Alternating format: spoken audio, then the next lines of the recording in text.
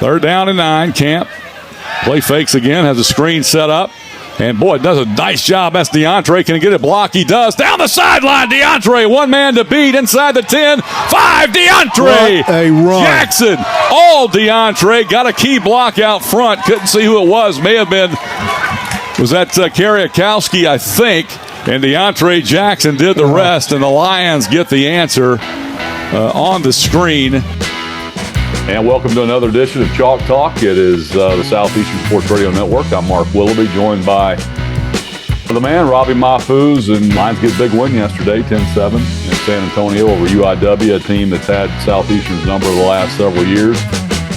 Wasn't probably what anybody thought would happen as far as how it played out. But, again, win's a win.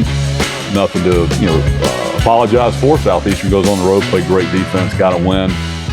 Wasn't again, the prettiest game, but Lions with a chance to make the playoffs. They can hold serve this week against Nicholls State. Yeah, the last 2 weeks have been tough for us. You'd have liked to have gone 2-0, but 1-1 keeps us in the playoff hunt, and the last 2 weeks haven't been pretty, but we did enough to win this past week, and like you said, 10-7 or 50-7, it still counts as a win. But obviously, there's some things going on that we need to fix. Going into the Nicholls game and beyond, hopefully. Right, and I think that's kind of the thing that I think we all got the same texts and calls and all that. What's going on and. Why is the game so close and what happened last week? I mean, that's the nature of the fandom. I mean, that's what fans do. But the bottom line, it's hard to win road football games. It's hard to win conference games, especially against the upper echelon of the league. And make no mistake, UIW was ranked 3rd in the country to start the season. And they've got a lot of talent back. They are a talented football team. We saw that yesterday. Hasn't been the season they wanted. Got off to a tough start. Had some quarterback issues early, but they have talent, and especially up front on defense, and they made things difficult yesterday. But again, you expect it to be that way. But Southeastern goes on the road, gets a win, following a tough loss last week. And again, that's a tough thing to do in its own right. I mean, you had the disappointment of losing to Lamar, and you got to turn right around, get back on the horse, and go on a plane flight to San Antonio, and that's not easy to do. So. We just wanted to put that out there before we dig down into this game and kind of the things that we, I think both think are maybe problems moving forward. But your thoughts on that before we dig into it? Yeah, and going to and this was my first trip to UIW. Y'all have been there before. Mm-hmm. It's not the best environment to play a game in. I mean, there's just the facilities are not that good. You've got the visiting team, which was us, dressing basically right next to the concession stand. Yeah, and our players are getting taped outside in the tunnel next to the concession stand. And it's not a very it's not an atmosphere that's conducive to big game football, and this was a big game. So you have to overcome that right off the bat. And the other thing is the trying to figure UIW out this year. They're obviously a good football team, and yet they're 4-7 now? 4-7, right? And you got to just ask yourself, how are they 4-7?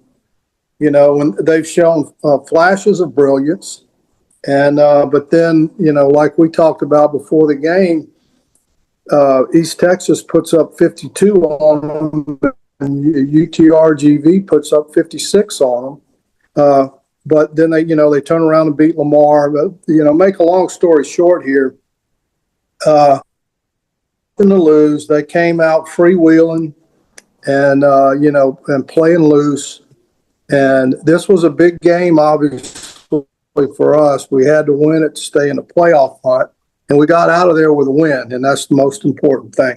Yeah, I think what most people don't understand, they look at the record and they see, 4-6 or whatever they were coming in, and yeah, they're not very good. Well, that's not the case, as we said. And let's face it, they played Nicholls State early, and before the season started, in that week 0 game when it was 100 degrees, and back in August with a different quarterback, and that makes them a different offense.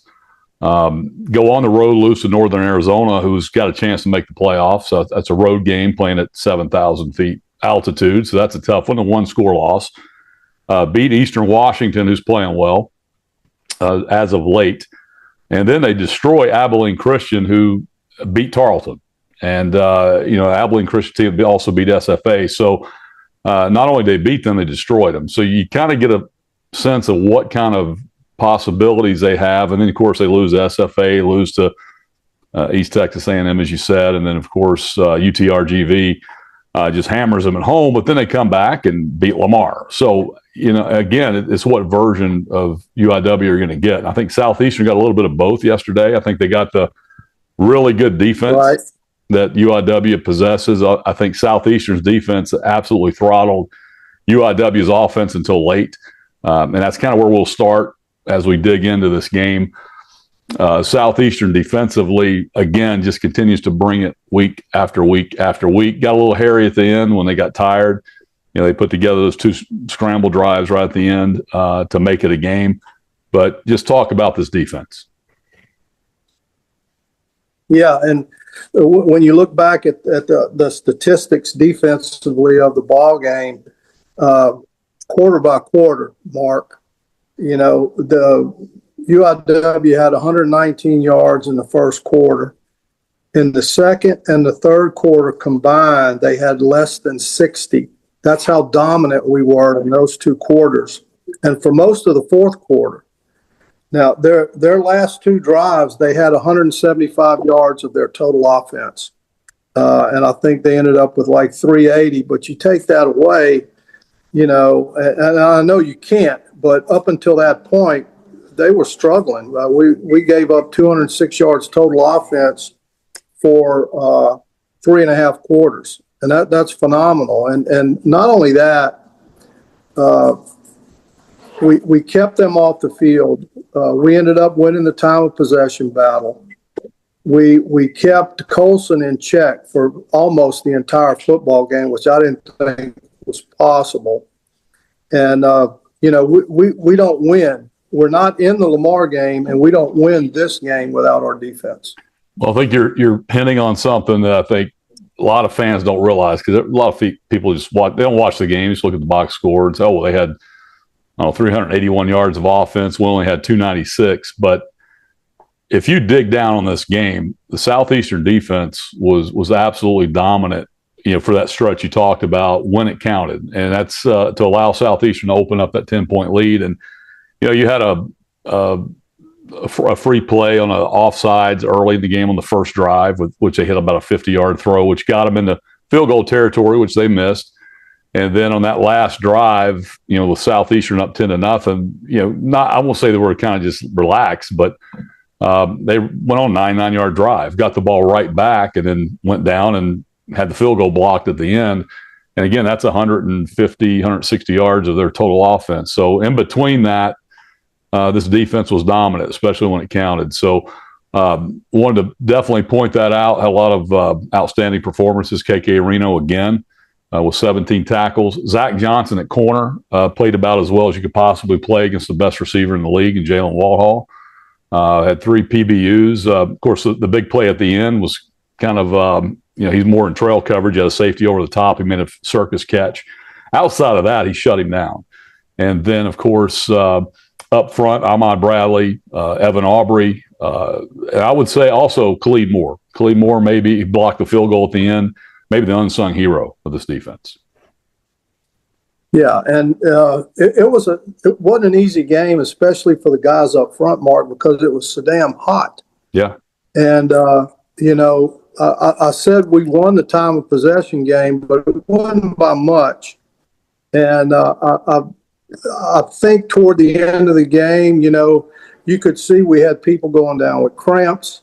We were just, physically, the weather was taking a toll on us at the end when they got most of their yards, especially rushing yards, because they were really effective in the fourth quarter running the football against us, and that was the only time. Basically, they had a one or two that they popped, but most of the time when they were running the football, it was running into a brick wall. Until the last 4 or 5 minutes of the ball game. When you go back and watch, the video, the replay of it, that last drive, they had those three big guys inside. They were coming off the football old school. I mean, they were hitting us in the mouth. I think we were kind of sitting back thinking maybe they're going to start ripping it down the field. And they just ran the football and again, ripping off 5, 6, 7, 8 yards and kind of got us on our heels, didn't sub, and kind of got us in a package on the field where they could just run the football, and it was effective for them. And then, of course, you had the big run by Colson, which got him down on a scramble, which they almost had him sacked and sets him up. So they kind of turned into a little bit of a different football team late. They did, and you mentioned they didn't sub. And that's a big thing because if they don't sub, we can't sub. Exactly. And we can't let the clock run for everybody to catch their breath. And it got to be a little hairy though the last 4 or 5 minutes of the ball game. Now we talk about can't sub. Explain to we got some viewers at home that may not be football coaches or whatever that don't kind of understand the rules. Talk about the sub rules, if you would. Yeah, well, if the offense brings at least one person off the bench, then you'll see the referee go stand by the center or the umpire go stand by the center, and they can't snap the ball until we have time to sub someone in and run off the field. And defenses nowadays have got it down to an art where they take their time. And it gives everybody a chance to catch their breath a bit. It keeps the offense from going on a quick snap, and it just settles things down. Now, if you have a team that doesn't sub or that goes on a drive without subbing, the all bets are off now because they can go as fast as they want, and there's nothing the defense can do about it. And so if you have a pass rush package on the field, let's say smaller guys that a little quicker, guys that aren't really run support guys, you got them in up front, they catch you in that package and they got an advantage, then that's why they'll go quickly, run the football. And that's kind of what UIW did exactly on that last drive. Exactly. So, again, it's a chess match. And they, of course, good job by them. And, of course, cut the lead to 10-7. Now let's turn our attention to, the side of the football that kind of gave us the most gray hair, if you have any left. Offense. And again, it's another week. That's all I got. Well, that's all you got. At least you have some. So but trust me, this would be great too if I had any left. But offensively, again, another week facing a similar. Again, they run a lot of 4 down, but they mix it up. 4 down, 3 down. A lot of the same type of looks, though. They're coming from everywhere, just create a lot of confusion. Southeastern struggled again on offense, just never really could get going. Did have the one drive coming out of halftime. Thought Anthony Selfo made some great adjustments. He had the screen that popped for the touchdown, a couple other plays that popped in there. But just overall, the offense had a tough time against this UIW defense. They did, and what really surprised me was our inability to get a consistent run game. They had been giving up, around 140 yards a game rushing, and I think 240 passing. And I thought we would offensively we would put 3 or 4 touchdowns on the board easily, but we struggled to run the ball. I think I had us at 87 yards rushing. No sacks, by the way. Right. We tried to run it. Now we had 24 rushes, 87 yards, and our passing statistics were not bad, but I think it was 19 out of 32 for 199. But it just didn't look fluid. during the ball game. We never really got into a rhythm, either running the ball or throwing the ball. And, and that was the second game in a row that's happened. It's something that, we obviously need to look at and see what we need to do to fix it.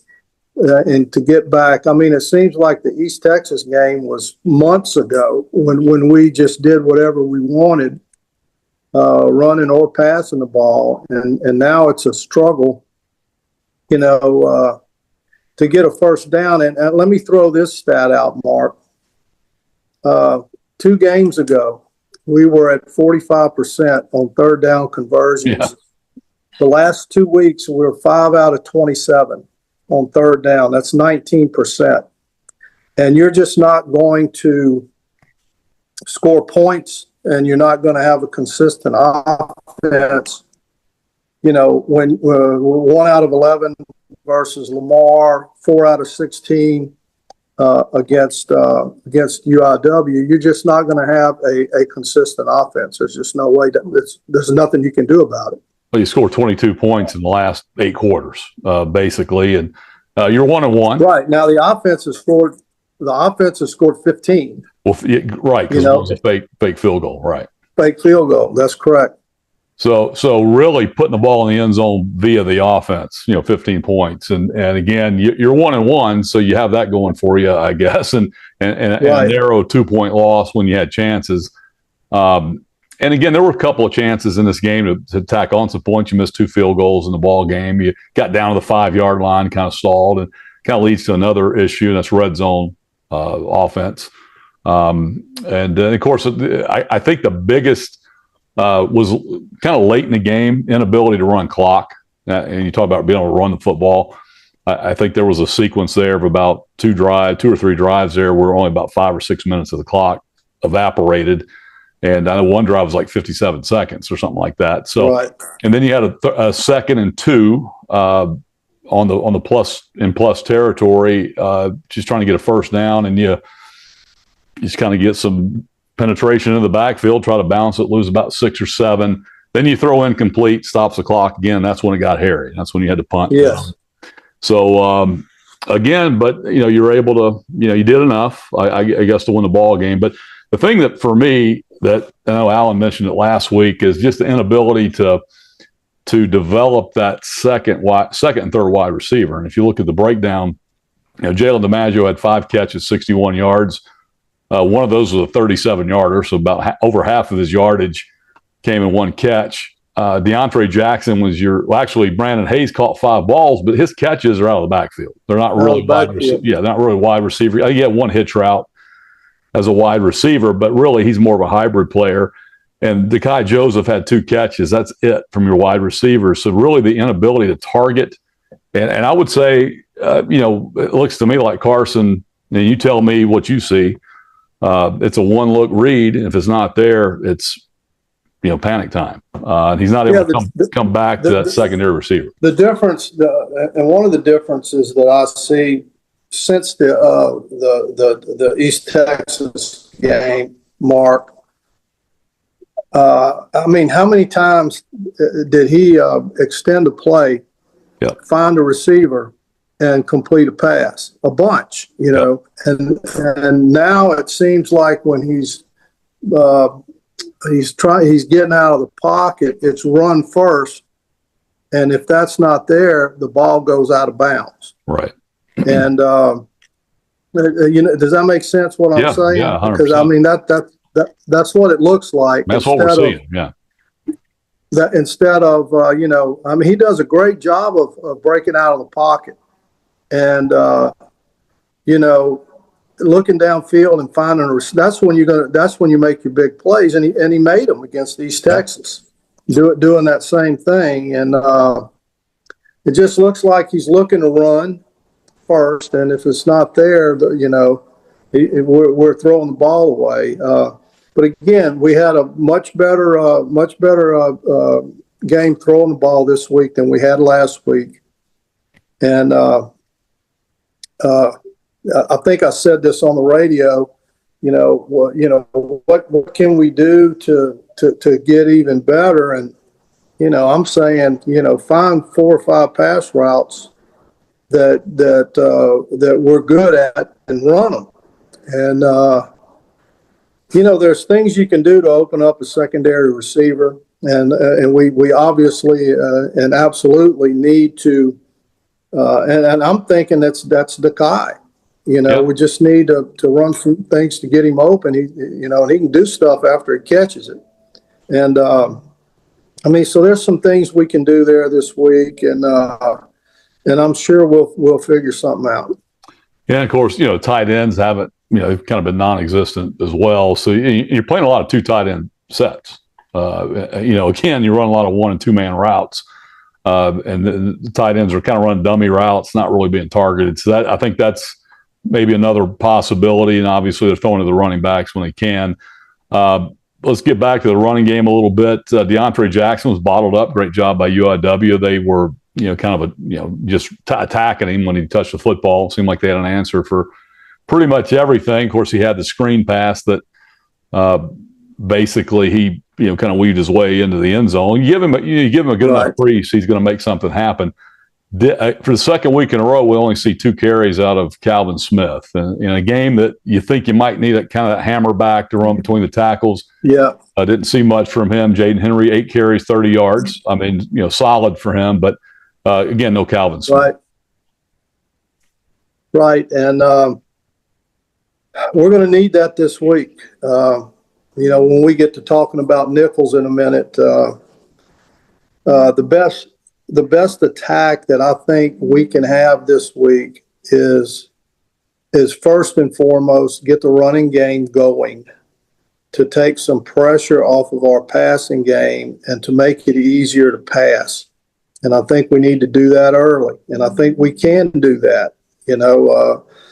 Nichols has they have a decent defense, but they're giving up some rushing yards on defense, and we need to take advantage of that. Since you brought up Nichols, getting back to Calvin Smith, I'd like to see him, touch it 7 or 8 times a game at minimum. And I think that would be easy to do. You just got to put him in there. We talk about, kids that need their touches. The easiest way for them to get their touches is to hand them the football. Turn around and give it to them. That's the easiest way to do it. And I think he adds a dimension to our running game that nobody else has.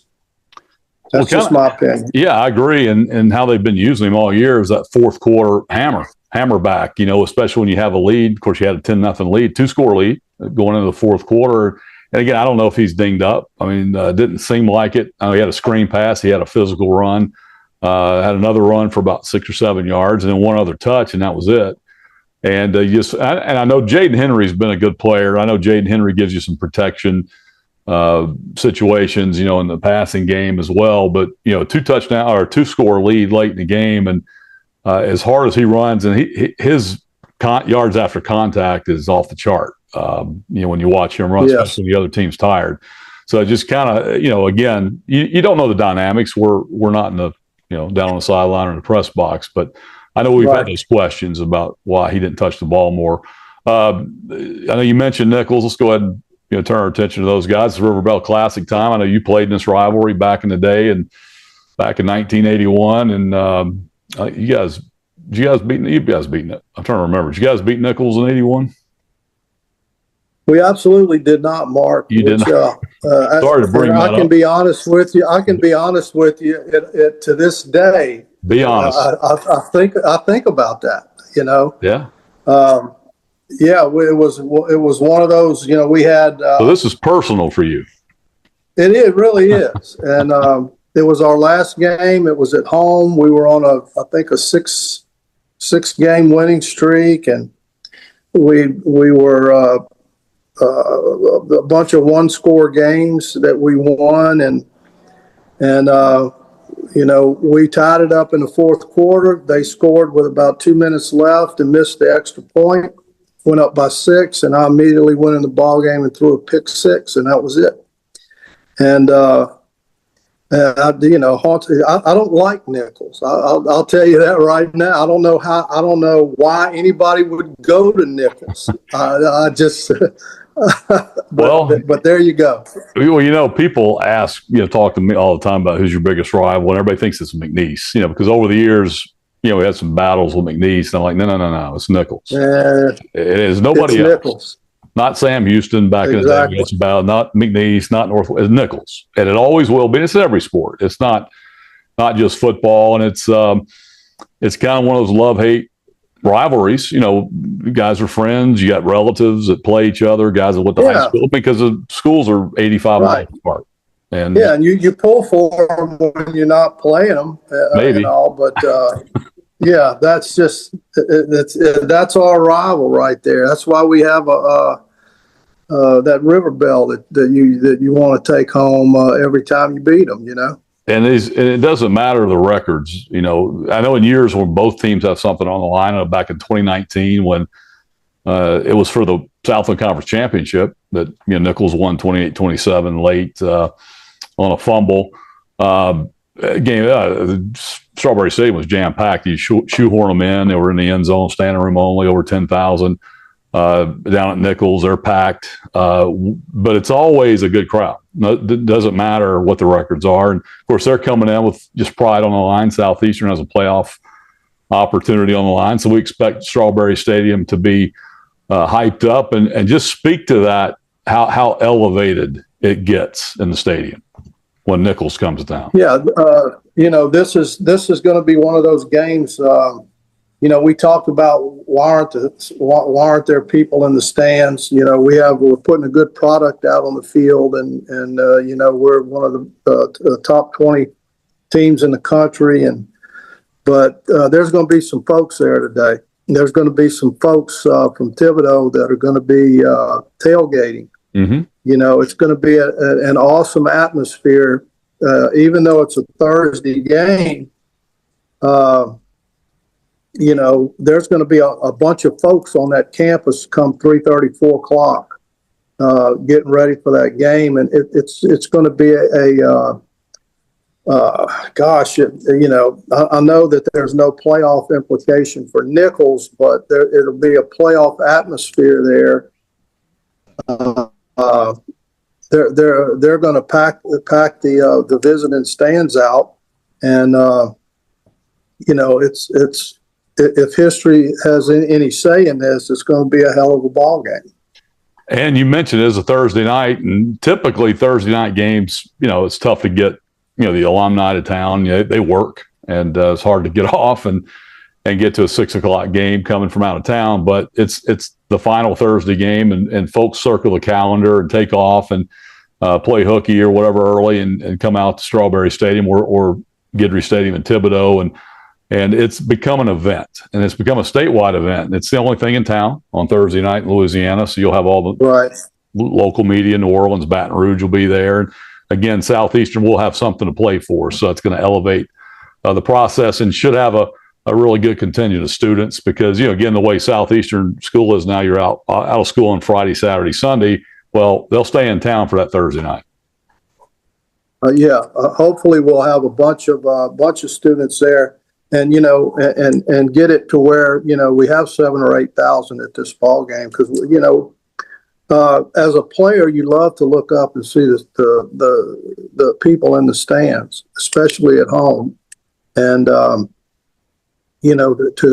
give us a boost, and plus you're going to see a good football game. I'll give the offense a boost, I would think, hopefully anyway. But let's dig into Nichols real quickly before we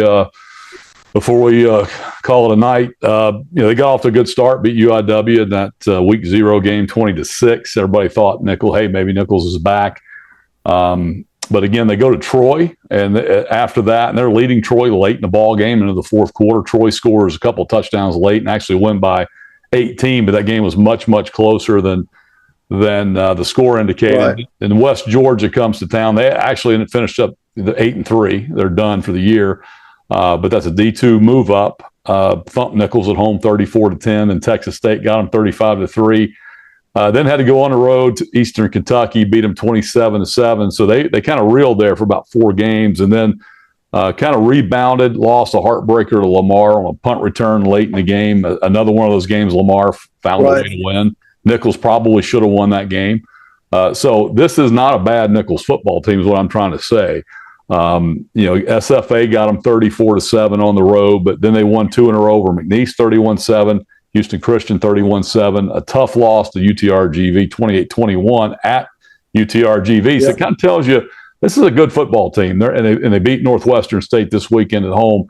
Didn't have to travel yesterday, and they're coming in here, have not lost in Strawberry Stadium since 2017. So they're trying to end Southeastern season. Right, and and their season has not been unlike UIW's. Flashes of brilliance, and then a lull in their performance, if you will. But just the Lamar game for me that they could have easily won tells you everything you need to know about Nichols. They took care of McNeese, like you said. They beat UIW. I know it was the first game, but hell, they beat them. And they're going to play us tough. We ended a streak at UIW of not being able to win over there, and hopefully we can end the streak of not being able to beat Nichols at home. Yeah. This Thursday. But it just, looking at the stats real quick, Mark, they're not scoring a whole bunch of points. They're not giving up a whole lot, but they're giving up, three touchdowns and a field goal a game. And hell, if we can just do that, we'll beat them. If we can score 24 points, we'll beat them. Yeah, they're giving up a lot of yards rushing. Go ahead. No, I was going to say most points they've scored this year is 31. That's against McNeese. 31 points against McNeese and HCU. Yeah. And after that, 26 is the next most. That's Northwestern State. And they've been held 20 or under, or 21 and under in every other game. They're averaging 17 points a ball game. And, unless something just ridiculous happens, they're not going to score that against us, I don't think. So, to me, and plus, here's the other thing. Here's the wild card to me is their punt returns. They're giving up 16.5 yards per punt return. So, and that's not good, especially against us. And so, if we can get 2 or 3 returns during the ball game, I think we'll break one of them. If they don't punt it out of bounds like Lamar did, or we didn't have any returns against Lamar. But if we can get 2 or 3 returns against them, we'll break one of them. Of course, they have 2 quarterbacks that play. Deuce Hogan's the start of the season. He's more of a pocket type passer. He's thrown for 1,046 yards, 4 touchdowns, 5 interceptions. But Ian Rodriguez, a local product from Thibodeau, it's kind of giving him some juice at quarterback. He's an athletic guy, can get out of the pocket, extend plays, can run the football. He's thrown for 779 yards, 6 touchdowns, just 1 interception, but done some damage with his wheels, 238 yards rushing on the season. So he can get out of the pocket and go. And, of course, Shane Lee's been their most dynamic player, 563 yards rushing, 6 touchdowns, along a 75. So they have some weapons on offense, maybe having a little bit of an issue with consistency. Receiving, a little bit by committee. Miguel Brock, Scrappy Osby is a local product from Ponchatoula. Guys that we've seen before.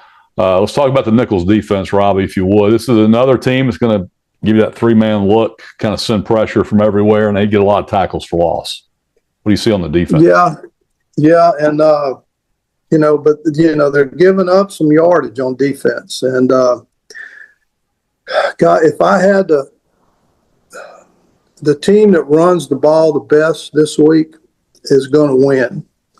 And I think Nichols' only path to beating us is to have a consistent run game and keeping the ball away from us. I don't think they'll beat us through the air. If we make them throw the ball, we'll win it. But, along those same lines, I'm just not sure if we are in a position right now, if we don't have a running game, that we can consistently move the ball through the air. Now, I may be wrong about that because I've seen us do it before, but I'm just talking about recently. I think offensively, if we can run the ball, and I'll go back to the third downs again, and be in a position to where we can convert on third down. And you've mentioned this before, the easiest way to do that is to have 3rd and 2 or 3rd and 3 instead of 3rd and 8 or 3rd and 9.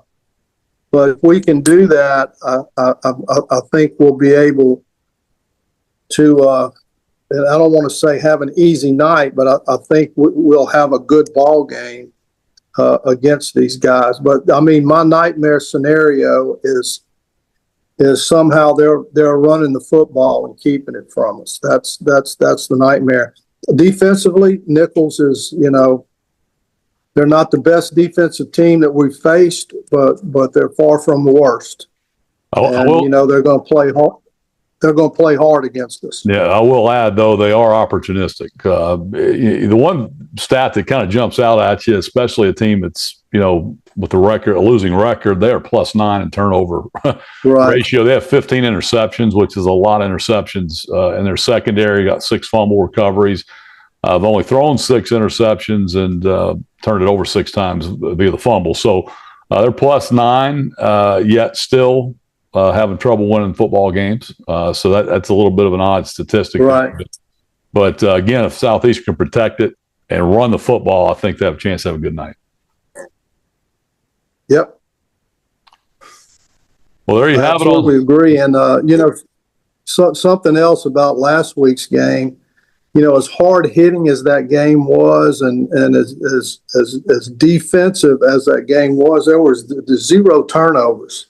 Yeah. There was only 1 fumble, and if you remember, that was on a punt where we fumbled it and then recovered it. And, so in that respect, it was good to see us not turn the ball over last week. And, Frank always talks about penalties and turnovers, and that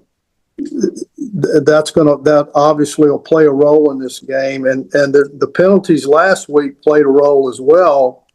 And, I said going into the game, their average in UIW was over 60 yards a game in penalties, and they had some penalties that really cost them. So if we can go in there, if we can go in there and take care of the football and not have, we're not a team that gets called for, we're a team that gets called for penalties before the ball's snapped. You understand what I'm saying? Yeah, careless. It's not during the play; it's pre-snap. Because and if we have stay away from that, right, we'll be okay. Well, we have veterans, guys that understand football and have been around, and that is one thing I wanted to bring up. I know you mentioned no turnovers and penalties, and we talked about how the offense struggled, but I don't want that to take away from how hard this football team played and how focused I think they were, in this game. I mean, even though it's an atmosphere that's, you got to bring your own. I do think this team went in there with, laser focused to win this football game, got a lead, brought it every down on defense. It was a physical, hard hitting football game, which is a little bit of a departure from what you usually see. I think this has been labeled a finesse rivalry over the years because of Cole Kelly and Cam Ward and kind of an aired out style of football. But Saturday was blood and guts. I mean, it was smash mouth, right? Get after it, hard hitting football, worthy of a bigger crowd to see it. And it was 2 good football teams getting after it. And so I want to make sure we say that, before people think we're picking nitpicking here, because we're just trying to diagnose and what we're seeing. Yeah. Go ahead. Absolutely. And, for as many struggles as we had during the ball game offensively, one turnover would have changed that entire game. Yep. In UIW's favor, and we didn't do it. We took care of the football, and it was a battle for them, field position wise, because we had a good punting game, and we just didn't do anything to hurt ourselves and put ourselves in a bad position. And again, we need to do that again this week. Well, we have the kind of defense that it's a chore to score against. I mean, it's hard to get big plays against Southeastern defensively. It's hard to drive the field. You might get one, you might get two. You're not going to get more than that. And it's hard to put drives and big plays together in the same ball game. And again, it all starts with front four pressure. Once again, 4 sacks from the front four, multiple guys involved, controlled the line of scrimmage for the most part. Zach Johnson in the secondary was outstanding, locking up their best receiver. The entire secondary played well. And this team's, again, disappointing loss at Lamar, kind of a tough game on Saturday, but it seems right where it needs to be. They can finish the job on Thursday night against Nichols, get in the playoffs, and see what happens. Exactly. Coach, you got anything else on your mind you want to talk about before we say goodnight? No, I'm good. It's perilously close to my bedtime right now, and I've enjoyed talking with you, and enjoyed the season up to this point, and everybody out there needs to know what a good football team that we're putting out on the field, and what a great job the coaches are doing, and what a great job the players are doing, and going out there every week and competing every week, and there hadn't been. We're already at game 11 is past us by, and there's not one week where we didn't go out there and give the kind of effort that needs to be given, and that's on the coaches and the players just enjoying going out there and competing. That's very well said, and I echo those thoughts. For Robbie, Southeastern 8-3, Nichols State coming up on Thursday. It's River Bell Classic. If you don't have your tickets, get them. Get the stadium early tailgate. I know it's kind of one of those weird Thursday tailgate situations where you get there a couple hours early, but be rocked and ready to go. Weather should be good. Should be a clear night, hopefully, and temperature 50s, 60s, right in there. So it should be good weather, and hopefully boys can bring home a dub and that following Sunday get their name called for the FCS playoffs. Absolutely, man. Enjoyed it, Mark. Thank you. Thanks a lot. For Robbie Mahfouz, I'm Mark Willoughby. We'll see you next week. Hopefully it'll be playoff time as we talk right here on Chalk Talk on the Southeastern Sports Radio Network. See you next week.